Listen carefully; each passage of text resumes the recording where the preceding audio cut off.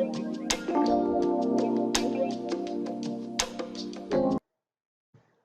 عليكم إخواني أخواتي متابعي قناة خبيركم العقاري وكذلك متابعي وزبناء مركز إلريمو للخدمات المتنوعة. مرحبا بكم اليوم. الموضوع دائما هو الدعم المباشر. مجموعة من المتابعين ومن زبناء كيسولوا على واش غادي يشدوا الدعم، امتى غيشدوا الدعم، واش اللي تقبل في الفترة الأولى غيبقى مقبول وغيبقى يتخلص في الفترة الثانية. إذا كل هاد الأسئلة غنجاوبو عليها في هاد الفيديو المقتضب. أولا بالنسبة للإخوان اللي يشدوه في الآخر ديال شهر، في البداية ديال هاد الشهر اللي يشدو الخلاص ديال شهر 12، فكذلك غيشدو شهر واحد. وكذلك الإخوان اللي يلاه تسجلو مشدوش شهر 12 غادي يشدو 1000 درهم اللي فيها شهر 12 وشهر واحد.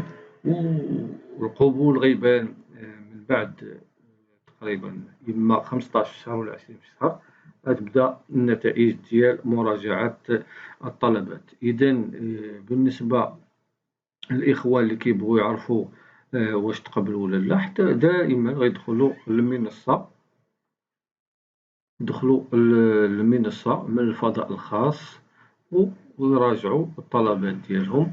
ففي الحالة يعني اللي ديجا تقبل ليهم الطلب الأول ديال شهر 12 كيكون عندهم الطلب الأول محدد، وكيتضاف ليه ملي كيتقبل الطلب الثاني فكيتضاف ليه الطلب الثاني إلا أنه مقبول، وكيطلع في الخانة تحت من الطلب الأول كتحدد فيه التاريخ ديالو اللي هو 1/1/2024، لأن التاريخ ديال الاستحقاق الأول كان هو 1/12/2023، والاستحقاق الثاني غيتضاف للأول وغيكون فيه تاريخ اللي هو 1/1/2024.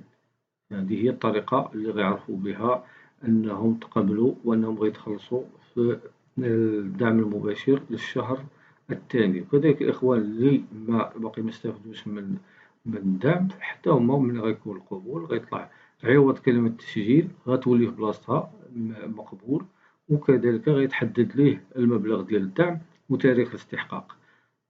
إذا هاد المعلومات هي معلومات كنظن واضحة، وأي استفسار ممكن تقولوه لينا في التعليقات، وشكرا لكم.